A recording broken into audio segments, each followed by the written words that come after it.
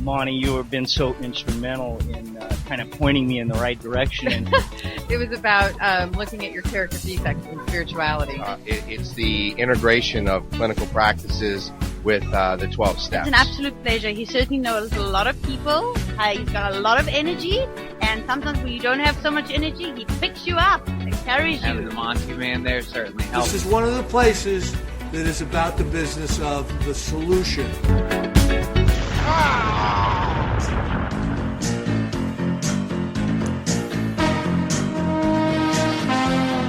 The views expressed on this special broadcast of the Take 12 radio show do not necessarily reflect those of KHLT Recovery Broadcasting or its affiliates. KHLT is not affiliated with any particular 12-step fellowship. Now here's that guy who's getting less popular minute by minute. Your host, the Multi-Man. Well, greetings, friends and recovery family. Those of you who are in recovery, those of you who are advocates of, and perhaps some of you who should be, welcome to another fine episode of the world's only faith-based, recovery-focused, 12-stepology-based recovery radio station here at Take12Radio.com on your internet dial. That's a mouthful. Hey, by the way, if you've been following us on Facebook and you don't like what I say, I don't care. It doesn't matter. Somebody was ranting and raving the other day about how much I should care about how angry they are. And I care that you're angry because I care about you. But I don't care that you're angry at me. I wouldn't be in this business if you being angry at me was going to upset my day. I've had to learn to be thick-skinned and tender-hearted. I've learned to let things roll off my back. I get hate mail every once in a while, and if I let that stop me or shut me down, where would we be today? We're in our 9th year of broadcasting, and I got to tell you, it's because of God's grace. There's a song out there years ago, one of the verses says, if it wasn't for grace, I'd be in your face. And that's the way I used to be like. I'd be all hurt. I'd be butthurt and all offended. And it would paralyze me for a while. It's not going to paralyze me. If you don't agree with me, it's okay to say so. I learn more from people that are not on the same page with me than people that agree with me. It's easy to get along with people that agree with you. You learn how to grow and mature when you communicate on a mature level with people that don't see eye to eye with you. That's just part of growing up. So bring it on. And by the way, for the couple of you that told me to stop preaching, good luck, because that's not going to happen. Today, my guest is a good friend, an old friend. We've been friends for a long, long time. And he knows exactly what I'm talking about as far as me being opinionated goes. Nate Adams is here. And this guy, gosh, Nate, how long have we known each other? 15, 20 years, something like that. 15, 20 years? Yeah, a long time. It's been a while. Go ahead and pull up my toward you just a little bit more. There you go. Right there? Yeah. You are here. I invited Nate to share his experience, strength, and hope, what it was like, what happened, and what it's like today. Because his story is one of these, something straight out of CSI, man. I mean, this guy was running up and down mountains, helicopters chasing him. I mean, it was just absolutely bizarre. And he's gonna share some of his story. But before we do that, let's just check in with you. How you doing? You know, life's pretty good. I, got a great family, great business, sober. Now you're a contractor. Yes, sir. Right? And what's your specialty? I'm a general. I'm a jack of all trades. You're a jack of all trades? Yeah. Okay. Painting, building, tearing down. Yep. The whole 9 yards. Mm-hmm. And you've been doing this 12-step deal for how long? 15 years. 15 years? About as long as I've known you, Mark. Yeah. And I remember the first time I met you. It was in Sweet Home, Oregon. And you walked into the room, and you were tough, Mr. Tough Guy. Right. And you tell a story about how you used to sit in the rooms, and you would look at people and say, I wonder how I can hook up with her. I wonder how I can kick that guy's butt. And that guy, was that really what was going on? I mean, yeah, I was, my head, I refer to it as being kind of criminally insane. I mean, when I first came around, started going to meetings, I couldn't hear much. I was And I remember sitting in the rooms trying to pick up on what people were talking about in their heart and stuff, and all my brain was telling me, is that Viking, I could take that guy's watch. That's a good looking girl. I could knock that guy out, and it was, that's how rough I was when I showed up, so. But there was a tenderness about you even at the beginning. Right. And I think a lot of people saw that. Right. Yeah. You're not as tough as you come across. Big wussy. Yeah, that's right. That's right. That's right. Okay, so you've got a family of how many? I have 3 kids. Yep. Beautiful wife. Mm-hmm. Candace. Say hi to Candace. I will. I have a 18-year-old son, a 13-year-old son, and a 9-year-old little girl. 9 years old. Mm-hmm. Wow. And I have yet to meet her. This is true. What a trip. Isn't it a trip? Yeah. Mm-hmm. And your family life is been through a lot. Yeah. Yeah, you've had some rough times. Mm-hmm. But you're still doing it.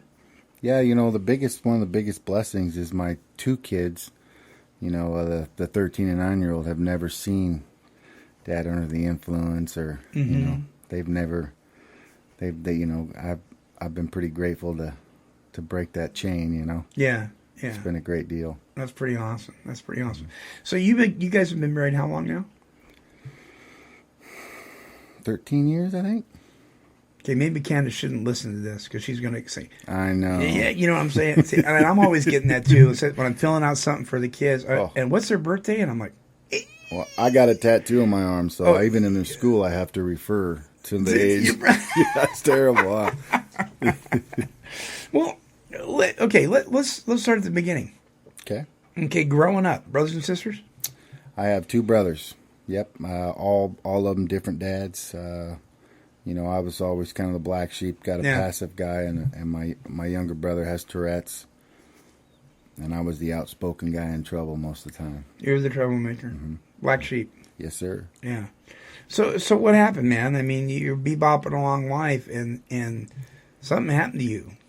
Yeah, I always felt that I was unique and that something inside of me, my emotions wasn't right. And I can remember my first time when I experienced, had my first experience with alcohol. I was like at a family reunion and I got into some whiskey or something, and I don't think I was 9 or something. And I remember what that felt like and how I felt when that stuff hit my belly. And, it was one of them horrible nights where I was out in the yard. My family used to get together and play pinochle. I was in the yard puking like crazy and my underwear getting sprayed with a hose till morning. But what's crazy is that feeling. I felt so okay when I did it that the next night I was in that same bottle again. Yeah. That's the craziness and the kind of the insanity it's been for me. Right. And of course you didn't know anything at the time about addiction or alcoholism or any of that kind of thing. No. So how'd this thing progress? I just basically it kind of seemed like to me that I just felt once I felt that, whatever you want to call it, that comfortable buzz, that whatever it was, I just chased it. I chased it. I was 10, 11 years old, grabbing anything I could, trying not to be what really I was, and I just numb, and kind of, I just felt stronger, bigger, and faster when I was on the stuff, So, okay, so stronger, bigger, faster. What were you numbing? I was numbing, now that I've worked the steps and looked at a lot of stuff in my life, there was some family stuff. There was some, I always felt less than, I didn't feel like I was on the same level as other people in life, and I just had a hole in my belly. I just didn't feel okay with being me. I didn't have no inner peace as a kid. And you could blame it on circumstances or whatever it may be. Right. That's just how I lived, So the alcohol was the solution. Yes. Yeah. The problem was sobriety. That's right. Yeah. Yeah. So, okay, so you're going along for a while, and this is working for you. When did it stop working? When did it turn on you? Well, pretty quick. I've never been the kind of guy that just gets drunk and misses a day of work. I'm the kind of guy that that gets loaded and commits felonies or something, And so I started going to jail when I think I started going into jail when I was in middle school, just around getting loaded, going to school, trying to stay in that frame of mind and the world not performing how I thought it should. And so I was always violent. I did a lot of fighting. I was arrested a lot for assaults starting at an early age. So jail was no stranger to you later on. No. Yeah. No. Okay, so you're getting older. Things are getting worse, obviously. Mm-hmm. Let's talk about this manhunt that went on.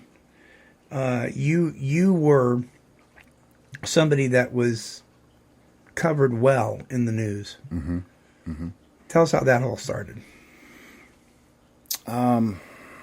It was one of my vain attempts to sober up, and at this time I wasn't introduced to any kind of a 12-step program, and I got out of jail for something. I think it was prison this time, and I swore to do better, and I had a little kid, and of course, if I'm using, I ain't no good at none of that stuff, and so world went south, and I basically decided over a bottle, over some meth or whatever I had in my belly that I wanted to die, and I didn't have the guts to do it myself, but I wanted the cops to do it. And so I proceeded on a day and a half chase on the news, and I was at gunpoint 60-something times, and they didn't shoot me. So there's a reason I'm probably sitting here. Take us through that. Can you remember some of that? So I drove to this little town called Weimar. It was early in the morning, and I was in a stolen car, and I pulled into this little restaurant, and I just grabbed the cash register, put it on my shoulder, got in the stolen car, and tried to drive away.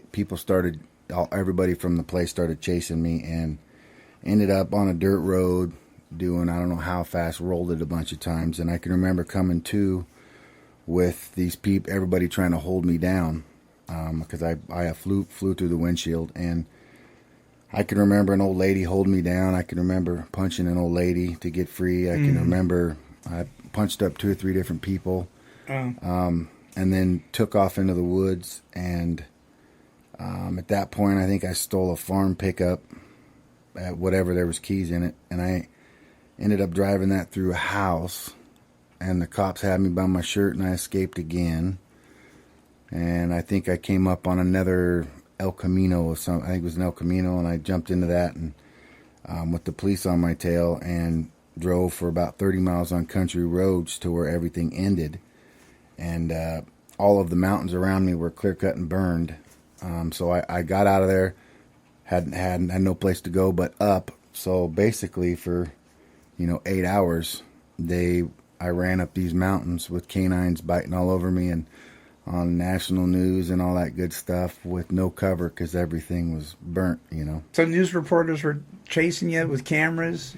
You had helicopters flying over. Helicopters, yeah. I can remember being on top of the mountain towards the end, and after I got bit by a couple dogs and got away from that, and I can remember sitting on the top looking around, and there was, that whole mountain was circled. Oh my God, it was pretty ridiculous. News cameras, and yeah, it was pretty rough. Yes. All right, so they caught you. Yeah. Then what happened? Then I went to the hospital and escaped from out there. I had to spend a day in the hospital because of my wounds. You escaped from the hospital? Yeah, I didn't get far, but basically all it did was put me in maximum security with an escape beef. So they put me in the jail, and I had wounds all over my body, and I couldn't even walk, and my head was stained yellow from the mace. So every time I took a shower for a couple of weeks, I knew about it. But I could remember waking up to and from randomly in this middle of this cell block in a mattress in the floor with this old dude with no teeth feeding me soup. And, I ended up it took me about a week before my head was clear. And I started doing all the court stuff. And every time I go to court, the cameras were there. And, they labeled me as the one-man crime wave. And, I spent some time in the jail, and once I got strong enough to stand, this is where the battle all my life is I've been running from Nathan so long that all of a sudden I was in a place I had to face Nathan, and I didn't like what I seen. So I mean, I came out in violence and fought everybody around me, and ended up doing a quite long stint in a single cell. And the first plea bargain was most of my life. And I remember sitting in this cell 6 months or so, and somebody, am I going too far? No.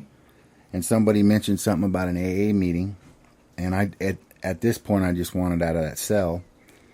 And they told me I had to behave for 2 weeks because I think the week before I threw my food through the slot at them or something. And so, make a long story short, that's where I had this moment of clarity, and I can't really explain it, but it was the first time that a little seed of hope was put in me. I remember just finally breaking down on my knees and looking up into the jail, up into the cells, and it literally felt like someone was shining a light of hope on me. And and then I just felt like maybe there's a chance here. And then they let me go to this AA meeting after behaving for 2 weeks, and I was the only inmate handcuffed and shackled in this place. Mm-hmm. And I remember sitting, and they had me stressed in the corner. But did you hold your hands? Was it the black box? Yeah, they had me shackled up. Black box, I was the only inmate like that. And I can remember sitting around this room, and I think this is where this is the day that I think changed me, where I felt there was hope, because it was like that meeting was made just for me. Because I remember sitting around that room, and I there was like a doctor, there was a housewife, there was a tattooed dude like me, there was a contractor, there was a nurse, seemed like every aspect that I could grab was there. And what blew me away more than anything is when I listened, even the housewife. I mean, it doesn't matter what their story was. I heard my story in everything that they spoke, and it just absolutely blew my mind that I wasn't unique, that I wasn't broken, and there was other people like me, and there was other people that are staying sober. And and I think from that point on, I mean, I just was like, there's a way out. There's a way out. Yeah. So how long were you in prison? Total? Over 7 years. Over 7 years. Mm-hmm.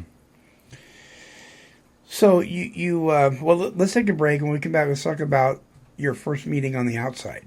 Great. What happened? All right, folks, don't go away. More with my guest, Nathan Adams, when we return. Don't go away. I know I won't. After these messages, KHLT Radio will be right back. AA made all the difference in my life. I noticed that most of the goals I had as a kid were slipping by. I didn't feel like the person I hoped to be. After all those years of drinking, I really didn't know myself. When I was out there drinking, I was always looking for the next great party to make me feel all right. With AA, I found a better way of life. And I feel good in my everyday life, even without a drink in my hand. Alcoholics Anonymous. It works. Look us up. Check your phone book, newspaper, or AA.org. Hey there, this is the Monty Man from Take 12 Recovery Radio, and I am proud to introduce to you a new, fully licensed, all-male residential treatment facility located on the beautiful east coast of Florida. Serenity Springs Recovery Center is a 10-acre spiritual sanctuary fostered through an intensive 12-step foundation of recovery. Addiction is a disease that deteriorates the body, punishes the mind, and destroys the spirit. It needs to be attacked on all three of these fronts, and Serenity Springs does just that. A unique facility that is committed to providing exceptional individual care in small group settings while utilizing their experienced and dedicated clinical and support staff of licensed therapists and doctors. 30, 60, and 90-day individualized treatment programs are available. Call 386-423-4540 or visit their website at serenityspringsrecovery.com. That's 386-423-4540. Serenity Springs, making a life-changing investment into your recovery. All right, and we have returned, and my guest today is Nathan Adams, affectionately known as Nate, and he's been sharing his experience, strength, and hope. Okay, so you're out, you're not going back to jail anymore, and you go to your first meeting on the outside. What was that like? Do you mind if I take a step back? Yeah, you can take a step back, yeah. So, how it kind of led up to it, and this is proof that God's been working in my life. So they're offering me most of my life in jail. I decide I want to take it to trial a day before trial. Mm-hmm. After that meeting, I started calling my PO, and I'm saying, if I ever get out, I want to go to treatment. I want to get a part of this. Mm.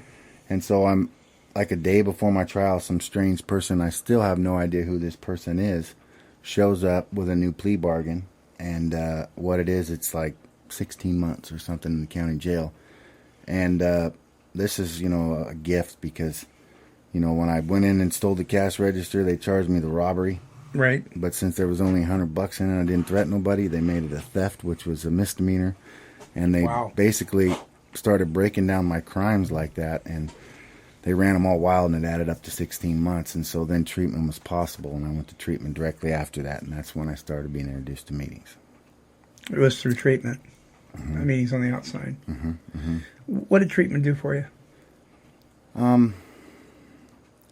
Treatment was a place where, like I said, my brain was pretty screwed up and pretty. I was so out of touch with my feelings because I numbed for so long that it was a place where I had professional help to help guide me dealing with my feelings. Mm-hmm. And I didn't agree with some of their stuff, but now that I'm a little more experienced, I agree with what they were doing now. And it was, things like grabbing my family and having meetings and healing stuff, setting up stuff on the outside, and then, of course, being around people like me that were going through some of the same stuff.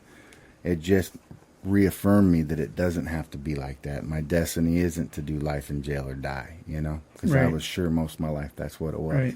Right. And so that's, that was a big thing and plus it introduced me to the program. Yeah, Mm-hmm. yeah. Because we hear a lot of treatment bashing in our 12-step support meetings. It seems like, and I've said this before on the show, it seems like the two entities we bash the most are the two that are the most supportive of us. That's treatment and the church. Mm-hmm. And we just rip on both of them. Yep. And yet they're the ones that are our biggest advocates. They're the ones that open the door. That's right. It's amazing. Okay. So you and I both know people that are out there. Right. What's that do to you, man? You saw one of our friends that's out there today. Today. On the street. What went through your heart and your head when you saw him? Because you've seen him when he was doing well.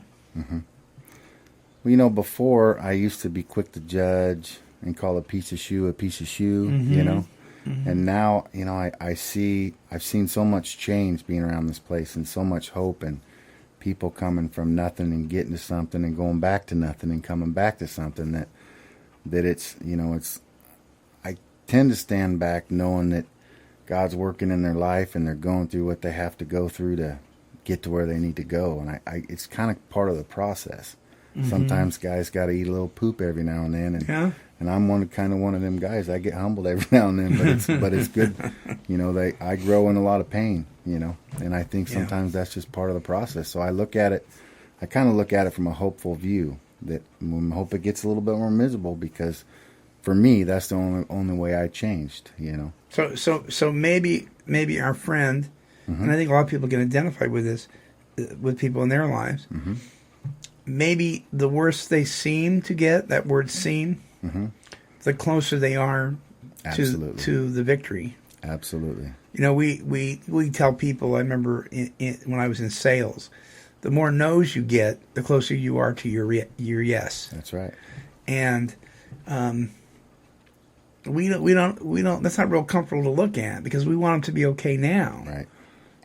But what if this is absolutely necessary? Right. For the person that God is developing in them. I believe that with all my heart. Yeah. We were talking about my son, and that's right. The same page. You feel comfortable sharing that? Sure. Okay. Sure. What's going on with your oldest boy? I have an 18-year-old son that's doing 10 years. Mm-hmm. And on the same lines, he was 16, and I got custody of him when I got clean when he was like 3 or something, and raised him up best I could. And it at 16, he was so defiant, and I have 2 other ones at home that different than my wife. My wife just wants to love, fix, and make him feel better. I want him to go out there and let life beat the heck out of him and get him tired of being sick and tired. Because that's been your experience. Because that's my experience. Yeah. And so, I sent him to his mom's knowing he was going to eat poop, and, he ate some big poop. So now, I wish it wasn't such big poop, but maybe, that thing that keeps me, everything on God's time is a little different than my pea brain can handle. And, he's got a bigger plan than I ain't supposed to understand, And so, maybe this is what my son's got to go through, what he's got to go through. Is he mad at you? No. You guys okay? Yeah. Good. Yeah. Because you guys are close. We are close. Mm-hmm. Yeah. How does this affect your other children? We all write them letters, and it's kind of tough on them. Is it tougher on Toby? Yeah. Because he's older than your youngest, so he knew Tyson longer. Right, and Tyson was the one that was showing him bad things, and so he's got a pretty good head on his shoulders, and I'm hoping that they learn. I'm hoping that they learn because I don't want them to be blind what this world can dish out and what's out there. Right. Yeah. I've been blessed. Both my kids are follow the straight and narrow. How's your wife doing with it? She's pretty good. She has a little bit of different, she has the mother instinct. I just want to make it better right now. And I keep going back to what I know and what I've been taught, and that, you just it's gotta be miserable. And I hope it is miserable for him, Just want him to make it through it. Yeah. Yeah. Let's shift gears a little bit, and let's talk about the solution. Okay. That's one thing that we're real adamant about here at Take 12 Radio is that we're faith-based and solution-focused. And the solution when we were out there was the dope, was the booze. Correct. It wasn't the problem. It was the solution. Yep. To what we perceived to be the problem at the time. Right. Today we have a different solution. You didn't come by this all melancholy and just complacent and just slid right into this spiritual thing with all willingness, did you? No, sir. Tell us about it. What happened? I know if I look at the facts, the facts are that for 20-something years, my willpower, I tried every dang thing possible to become a normal drinker, to become just a little pot smoker on a weekend. I mean, lots of research, lots of failures, no control, compulsion winning, allergy kicking in, me going to the Who Scout. I did that. I can't tell you how many times I tried, even with the little baby looking up at me, even if, it doesn't matter. And one of the facts is now, how am I sitting here today with that lifted? That comes from a power greater than me, period. And so I don't know when it happened, 90 days, whatever the day is. Pretty soon I stopped white knuckling it, and I just felt a daily reprieve, and I just felt free where the compulsion wasn't there. And I've learned, that it's a two-way street, but that makes me know that there's a power greater than me, and so, I've been looking and striving, trying to put my finger on this. And, I only know a couple things about it. And one is the closest I've been to the maker is in the seeking. There's no lady that said that. And the other thing I know is, the language, I hear when I can silence my head off, and I hear it through other people. And that's, that's kind of where I've been for a long time, searching, doing all kinds of crazy, smudging, doing all kinds of stuff to get in tune with that source that gives me that reprieve, that saves my rear end every day, And, I still, I'm still, I don't know everything. I do know a few things. I was talking to you about it on the phone about my relationship thing that we discussed, and I'm finally okay with not knowing all the answers and just accepting, if I get up in the morning and say please, and I go to bed at night and say thank you, and I try to live a godly life and do the next right thing, my life's okay. Mm-hmm. And it's, the simple things, and then more will be revealed when I live that lifestyle, just like it's been, And so I'm still a work in progress. I was clean today, and hopefully I'm clean when I go to sleep. Yeah. By the grace of God. Yeah. Yeah. And so that's how I'm living my life a day at a time, and you and I have got quite the history. Mm-hmm. Mm-hmm. And I think hindsight's 20/20. I mean, you look back at your life, or you look back at your friendships or whatever, and you think about when you were going through tough times and that kind of thing. And when you stand back, you can see that God was orchestrating stuff. Mm-hmm. That we were both growing, we were both evolving into who we are today, and we're hopefully still evolving into someone better for tomorrow. Yes, sir. But I remember you and I having heated discussions about spirituality. Mm-hmm. And you would fight and fight and fight, and then I would fight back. Mm-hmm. And I look back at that now, and I think to myself, that was all part of what God wanted. Absolutely. I grew through it. You grew through it. Absolutely. And then we went through a period of time where we kind of were alienated from each other. Mm-hmm. And I'm not even sure why. I don't either. But all I know is what is so cool. There's a song by Michael W. Smith. It's an older song, and it's simply called "Friends." And in the chorus it says, "Friends are friends forever if the Lord's the Lord of them." Right. So it doesn't say unless they have a fight or unless they have a disagreement. It's right. In spite of those things. Correct. I don't even remember what it was. I don't either. It was probably something stupid, obviously.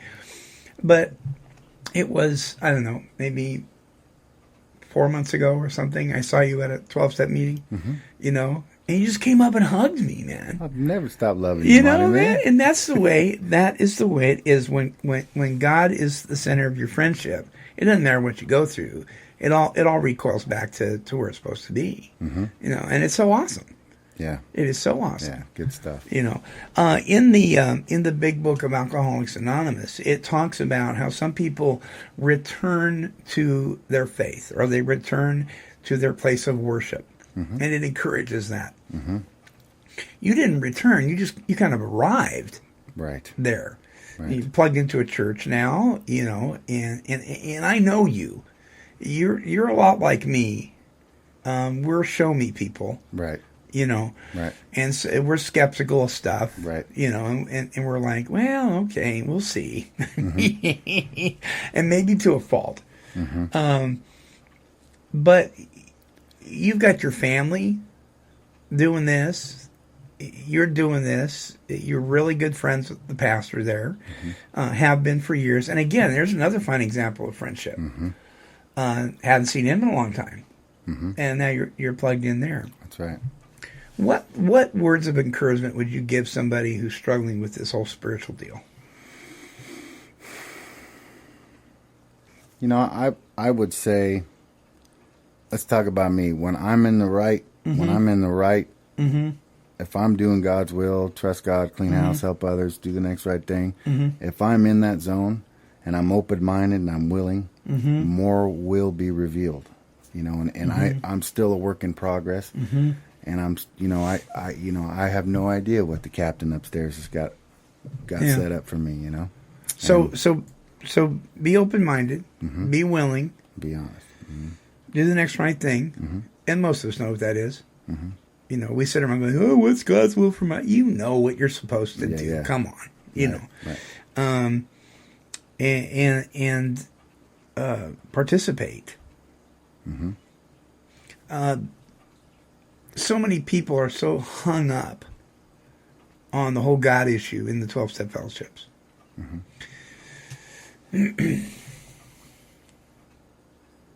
Why do you think that is? Surrender's a hard thing. Yeah, there you go. But there you go. I know because I'm a dang warrior. I can move a mountain. See, right. the world teaches me the more I obsess, especially in my business. I'm a contractor. The more I obsess, the more I overthink, the more I get done. That's what the world's taught me all my life. Mm-hmm. But the old guys that got a little serenity in their lives, they teach me, and I teach myself this. The more I'm able to let stuff go, mm-hmm. the more I'm able to just trust in God, the more, most of the stuff I have no control over anyways, and it works itself out. And that, the higher expectations, and the more, I spend a lot of time being miserable up in my melon just when God's already got it. I can, Yeah. if Me I, too, buddy. Me too. Company of myself, I'm a company of a madman. Yeah. I definitely, but there's no doubt in my life today that I know that the more I look up, being a father and my business, no matter what it is, the more spiritual I get, the more I look to the sky versus what my head and heart told me all my life, the more I get answers, the more I get patience, the more I get peace, the more I get, it's just, I just know that for sure. Yeah. I know that for sure. Yeah. But surrender is hard. It's a tough one. Especially for guys. Oh, yeah. Because we're supposed to be able to handle it. That's right. We're in charge. Mm-hmm. We don't need to submit to no one. That's right. Right? I'm the man. I'm the man. We're taught to be independent. Mm-hmm. When independence actually kills us. Mm-hmm. It's dependency. And yet we were so dependent on the substances. We're just funny people like that. Okay, we're going to take our last break. When we come back, let's talk about the steps a little bit. Okay? All right, more with Nathan Adams when we come back. Don't go away.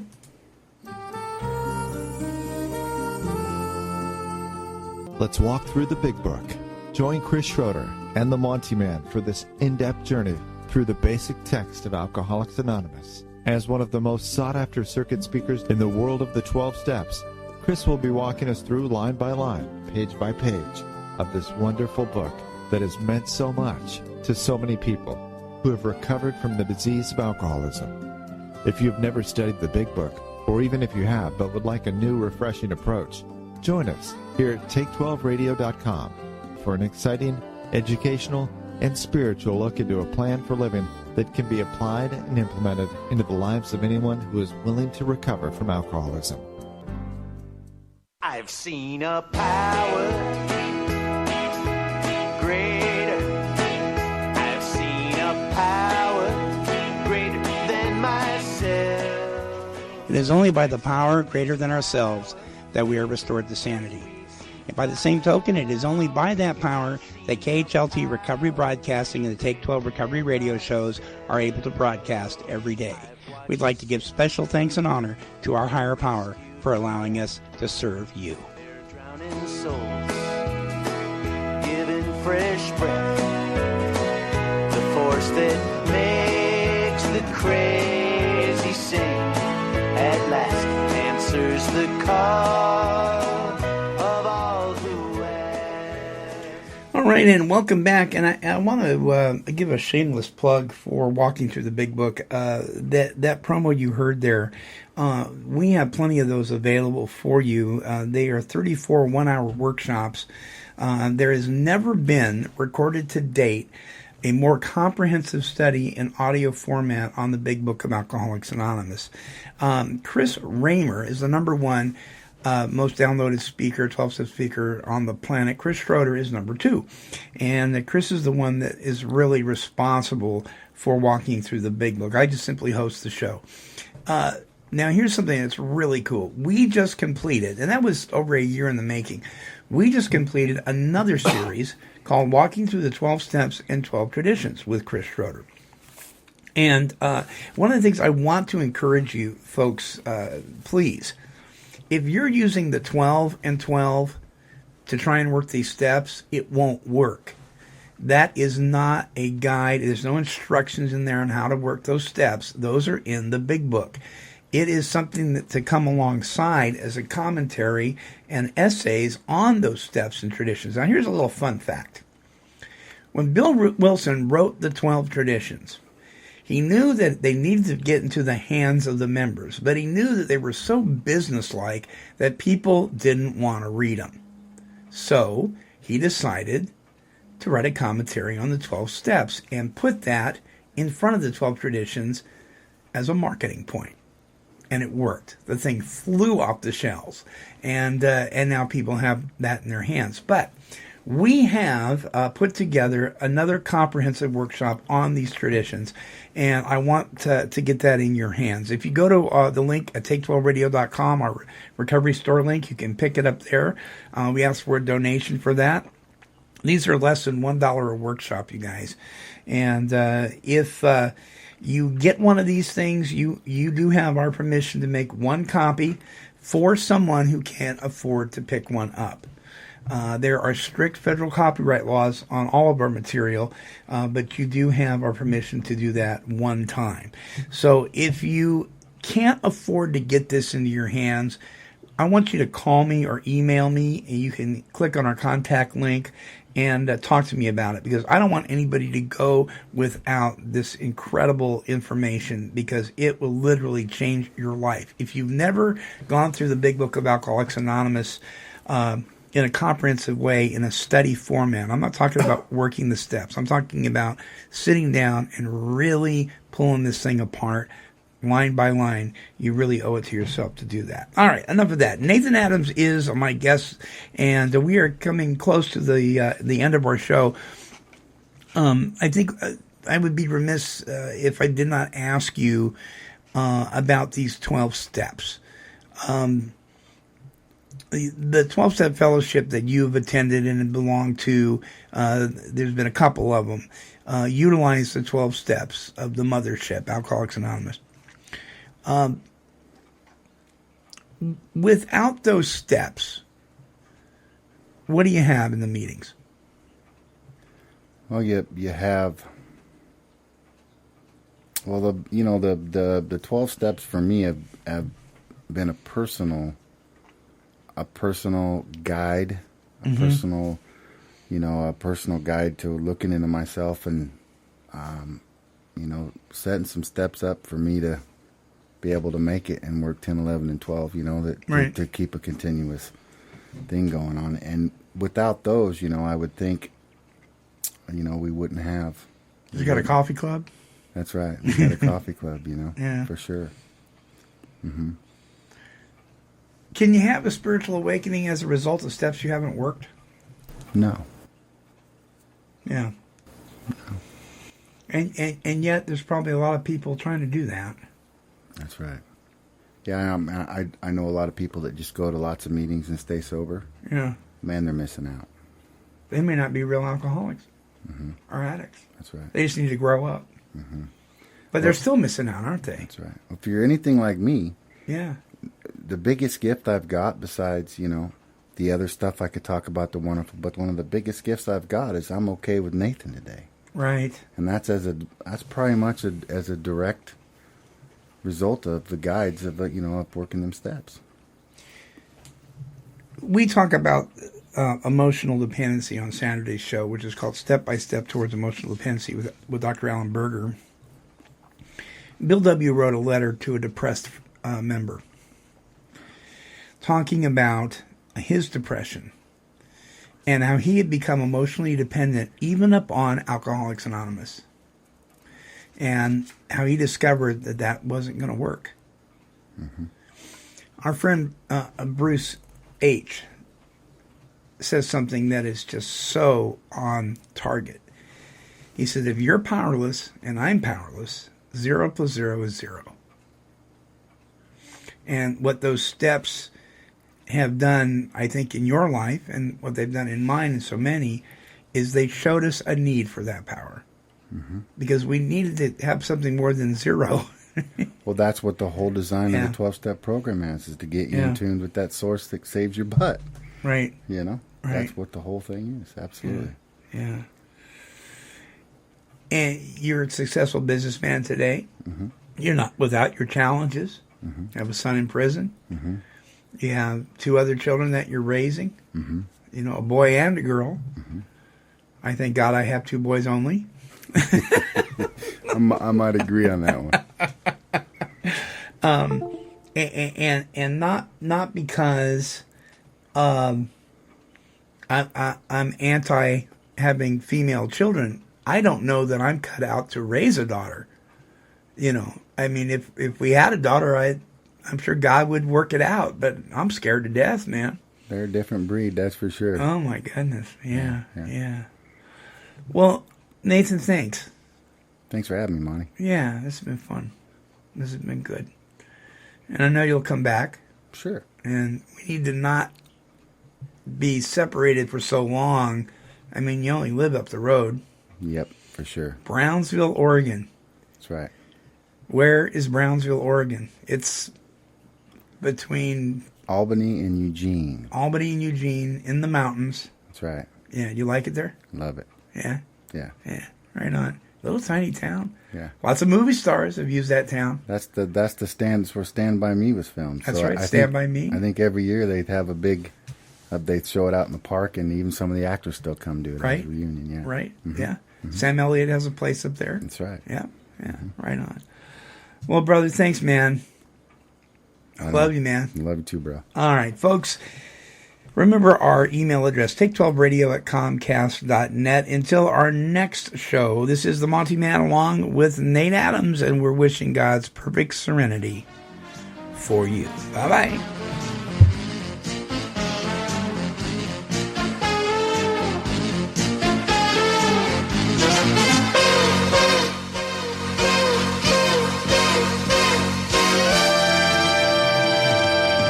This has been a broadcast of KHLT Recovery Broadcasting.